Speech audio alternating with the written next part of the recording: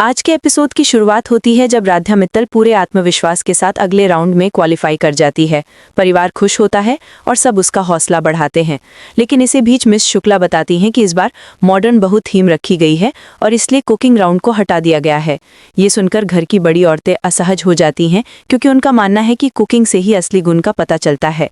खासकर राधा की सास चाहती थी कि कुकिंग राउंड जरूर हो ताकि राधा को नीचा दिखाया जा सके। इधर प्रथम से संपर्क करने की कोशिश की जाती है, लेकिन वह फोन नहीं उठाता। राधा बार बार मां से पूछती है कि प्रथम आ रहे हैं या नहीं, पर जवाब नहीं मिलता। दूसरी ओर उर्मी और उसकी मां मिलकर राधा की परफॉर्मेंस बिगाड़ने की साजिश रचती हैं।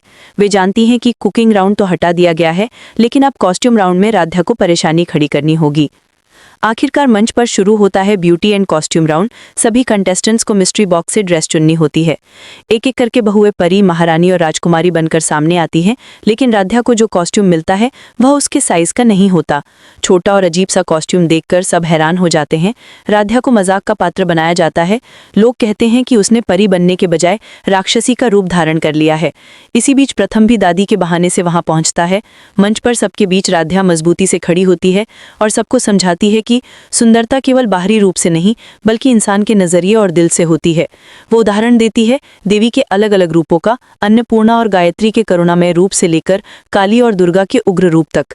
राधा कहती है कि जैसे देवी के अलग अलग रूप पूजनीय हैं, वैसे ही इंसान की सुंदरता भी उसकी आत्मा और कर्म से तय होती है, न कि रूप रंग या शरीर से। वह हिडिंबा का उदाहरण देती है कि भले ही वह राक्षसी कही गई, लेकिन भीम के प्रति उसका प्रेम और त्याग इतना महान था कि आज भी उसका मंदिर बना हुआ है।